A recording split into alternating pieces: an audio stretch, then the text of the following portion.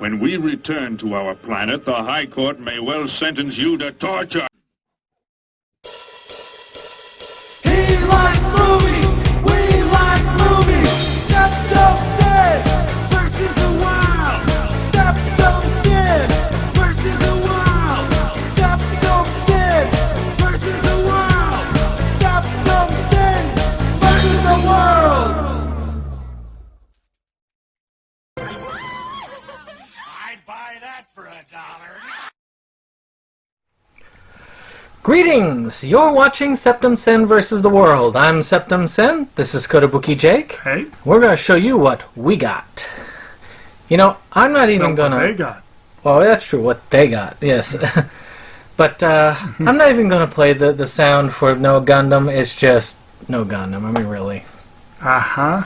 But what we do have is a little something that goes like this.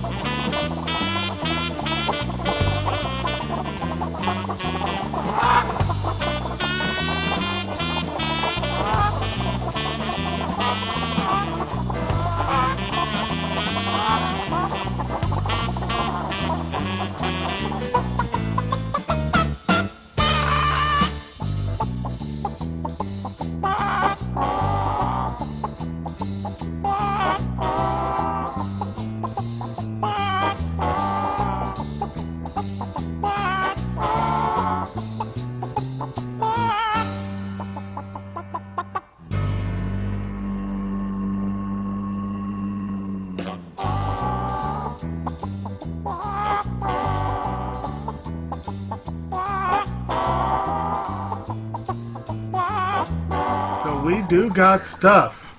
Yep, we got them stuff. There's a lot of stuff this week.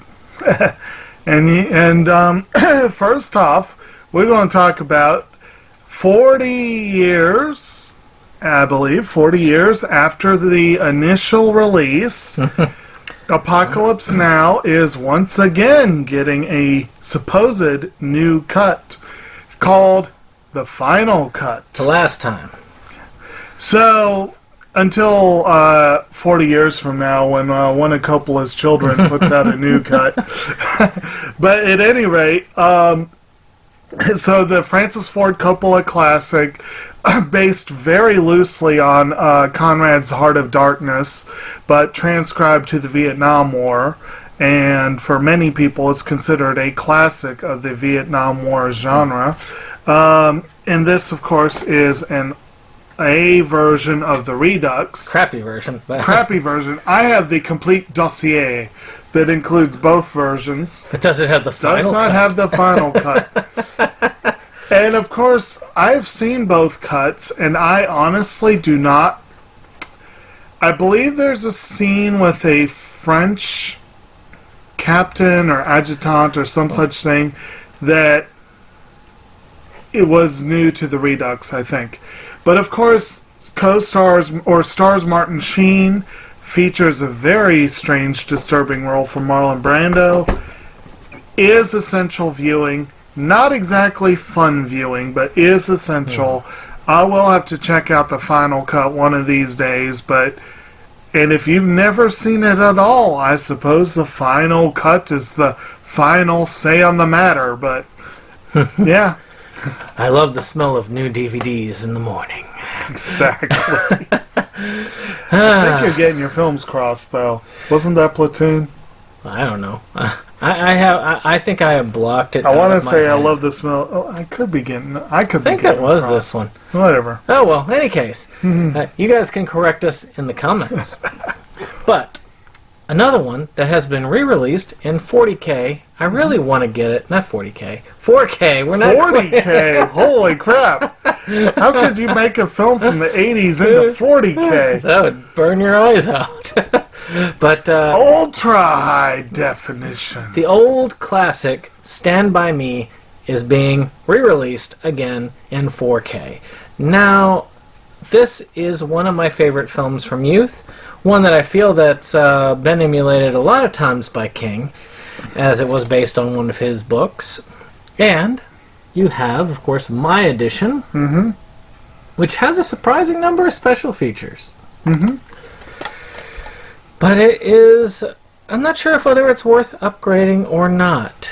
It has excellent music and really good writing, so who knows? Maybe it's worth a redo. It's a Rob Reiner film based on a Stephen King book with Will Wheaton and River Phoenix, if I remember correctly. You had some pretty That's good... a pretty impressive, Yeah, Will Wheaton, River Phoenix, Corey Feldman, Jerry O'Connell, and Kiefer Sutherland. Yeah, that's a lot. That's a heavy cast. Yeah. And, it's really weird, though. All the bonus features for the Criterion edition of Princess Bride, they talk about the run-up to the film and the making of the film. This was Reiner's predecessor to Princess Bride, and it gets no mention in it. It's weird. Well, anyway. So next up, one of this year's releases that I did not get to see, I'm interested in it, though, is Godzilla, King of the Monsters. Apparently, they're still trying to build this little universe of sorts. They had Godzilla, which I also missed, but I did see Kong Skull Island. That was a fun movie. So, yeah, I'll have to see it one of these days, but for those of you that missed it that are big Godzilla fans, comes out this week. And I think we mentioned on this channel before, but I wanted to make a moment to mention that Criterion listened to us gabbing because they've got a 15-film Godzilla collection coming out this fall. That's kind of cool. That is. Yeah. Okay. So, another re-release, and I believe this is in the... I think it's in the Essentials line, because this is Funimation. Yep. And this is 3 series, one of which I've seen, 2 of which I have not seen but I own, and based off of a series that has generated 3 video games, and 4 video games, with the potential of a 5th coming. And that is Danganronpa. See all 3 of these. Alright, well, I have the original version, which is probably slightly bigger. It's the nice limited edition. So, this one it's pretty simple. These guys go to the school supposed to be for specialists. They're all special at each thing. They're all really like... they just are specialists, yes. And they find out it's a trap. This bear named Monokuma, who is this black and white bear, there's not a really good picture of him in here, he ends up telling them, hey, you guys are stuck here unless one of you kills one of the other ones of you. And it doesn't end there. They got to solve the mystery of who the murderer is. If they solve the mystery, they put the murderer to death. If they don't, the murderer gets to go free, and everybody else is put to death. In creative ways. It is murder mystery, sadism, all the fun things that make a cool anime. You know, for kids. Now, there are other 2 series, which I have not gotten into yet, which is this Danganronpa End of Hope's Peak High School Future Arc, which I have here, which will probably look very similar to the release, and of course the End of Hope's Peak Despair Arc. And Hope's Peak is the name of the school that they go to. So, that is all I have to say And if about I that. recall correctly, I think those two are supposed to be watched simultaneously with one another. Yeah, there's a weird order, Yeah. which is another reason why I probably haven't gotten to it. So I'll stick briefly with this year's releases and give a very brief mention to The Secret Life of Pets 2. Woo. I still am amazed they moved forward with this one as quickly as they did. Almost like luster. Well, considering that the star of the first one was Louis C.K. and and the co-star was Kevin Hart, and neither of them was exactly in Hollywood's good graces when they greenlit the sequel. Hart stuck around, but C.K. was replaced. I can't remember who plays him, but the original Secret Life of Pets was a disappointment. That first trailer was so awesome, and it was a disappointment, but still a fun movie. And I'm sure this one's a fun movie. I'll get to it one day, but it's coming out. So, one series I'm really excited about, I've got it on my wish list, so if one of you wants to buy it, not just kidding. No more.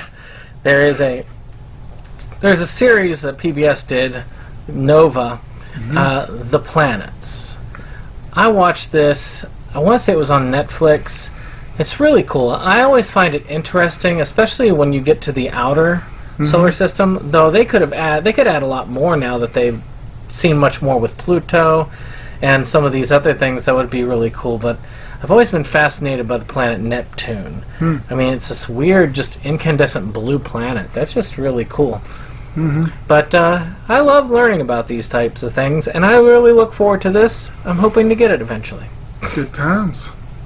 So speaking of educational programming, I think this one, I think we've talked about before, and apparently some of the stuff this week got pushed back. Yeah, delays happen. So we have a release of the new Cutey Honey series. You know, nice educational series. It was good fun, though. For kids. Yeah, good for kids, you know. And, so yeah, we've already talked about Cutey Honey. I don't know that there's much more to add right now, but hopefully this will be the official release date. One that I have only a little bit to say is Cells at Work. Cells at Work is something that does entertain me because it shows the inner goings of the body, sort of like an Osmosis Jones, I guess. But unlike Osmosis Jones, this one got good reviews. Yes, and they're all played by anime-type characters. The problem is, Aniplex got it. It's like $140 some for a 13-episode series. Really? So, again, I probably won't be seeing this unless I stream it, and I rarely stream series like that because then I want to own it. But Aniplex you can easily stream in most cases. Yes. So, so long as you don't want to own it. If you're the kind of person who can watch something and you say, I just watch it once, this is one time I'll say streaming's probably the better. Yeah. I want to see that show myself, but like you said, that pricing is going to... a considerably... Well, let's go ahead and stick with the idea of what was a very pricey series, and now is only a modestly pricey series, thanks Discotech. We spoke a couple months back, of course, about the release of the series Kimagure Orange Road. This week we'll see the release of the movie/OVA collection, which he has this really cool old school art box that is probably super rare. And this comes with the movie... And the two OVAs. The movie, I Want to Return to That Day. And then 2 OVA collections. Looks like it's approximately 8 episodes total. Yeah. And that is the new collection that is coming out from Discotech, as we said. It does not include the movie Summer's Beginning, which was previously the only part of the series I did have. But this had a different production company behind it in the first place, and the American release was a totally different company. I don't think Discotech has the rights to this, but it's no great... Nice. It'd be nice. This one is an ADV release. It is out of print, but it's not too hard to get. It used to be dirt cheap. It used to be dirt cheap. I don't know how cheap it is now, but it's probably not hard to get. Yeah. But it would be nice if Discotech adds it. But in the something meantime, to go with the rest. the series and this collection Animego released them, and anything Animego goes out of print eventually, and once it does, so I'm glad Discotek rescued this, because it's a freaking awesome show. And right there on the cover you have Madoka Ayakawa, who is one of the coolest anime characters. So, good times. So, many of you love your childhoods. And some of you want to apparently be scared by your childhoods. And I'll admit anything by Sid and Marty Krofft is probably very scary. And hence we have the Banana Splits show. But they made it into a horror movie, a.k.a. what was it, Weekend at Freddy's or something like that? Five Nights at Freddy's, yes. Basically, it's the Five Nights at Freddy's movie, essentially. So, I want to see this. Oh, man. I want to pay a lot. I want to see some. This is one I probably would have to see first before I decide whether I'm going to get it. But I really want to see this. It looks funny. It does. It looks funny. Ah, good times. So, next up, I have been very sleepy. Well, as we have said a few times on the episode on this channel, I am wading deeply into the Arrowverse in my viewing, and of course, right now we're kind of standing on the shore with Supergirl Season 1, but there, we'll get back into it. But Flash is very much, I've only seen Season 1, but what I've seen, I have liked it very much. I'm very much looking forward to seeing more of it. And we have Season 5 coming out this week, so that's exciting. Also, just as a it's not really pushed back because it was the DVD release we talked about, and now a Blu-ray release is releasing much later. Okay. Which is Lupin the Third, Blood Seal of the Eternal Mermaid. That's kind of weird. I like Lupin the Third. I've covered this before, but just giving you a heads up, you want it on Blu-ray, it's coming available. Right. So, a movie that probably is going to be one that you want to get on Blu-ray or 4K if the option is there. I don't know that it is right away, but there's a movie coming out, because everything in Hollywood and other related, like British, Pinewood and all that stuff, it always comes in pairs. Always. So, last winter, we see the release of a biopic about a flamboyant LGBTQ poster child group from England that was full of rockin' awesome music, great performances, what have you. And that, of course, was Bohemian Rhapsody, the film about Queen.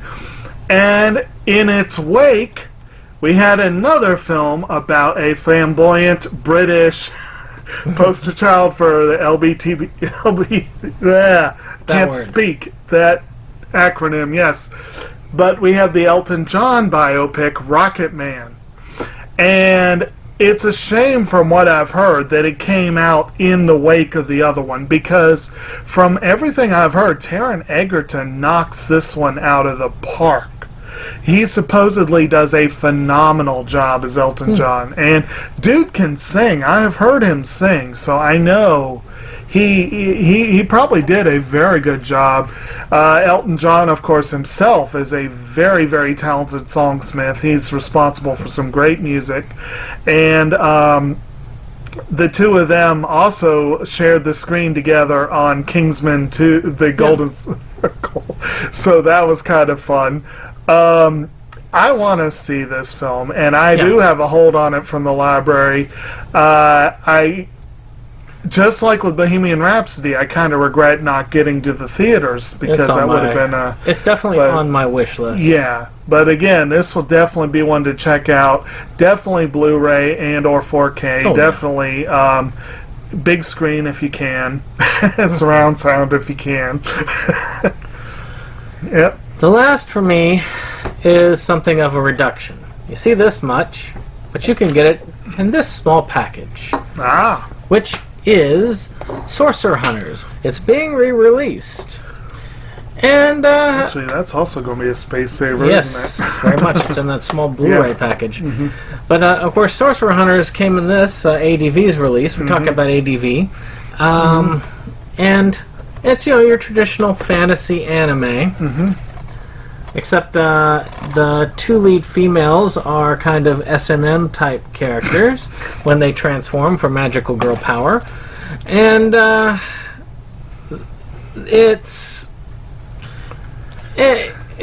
Slayers is better.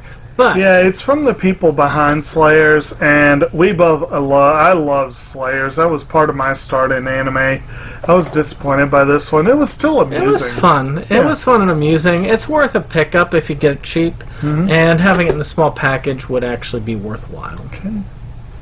So my last one, we often will see releases of classics on Steelbook, and that's always fun. And this one, I think Best Buy already has a Steelbook out of this one. I swear I saw it this week. But an old Tim Burton film starring Michael Keaton.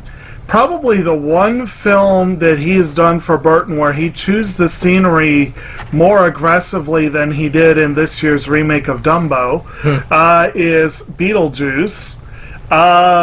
This, of course, also features Winona Ryder, Catherine O'Hara, Jeffrey Jones, Alec Baldwin, Gina Davis. Pretty good cast overall. Good cast. It's a classic late 80s film. Very strange, very dark and macabre. Slightly so. It does have a pretty awesome score by Danny Elfman, if I remember correctly. And it's definitely it's a strange film, but it's worth a watch.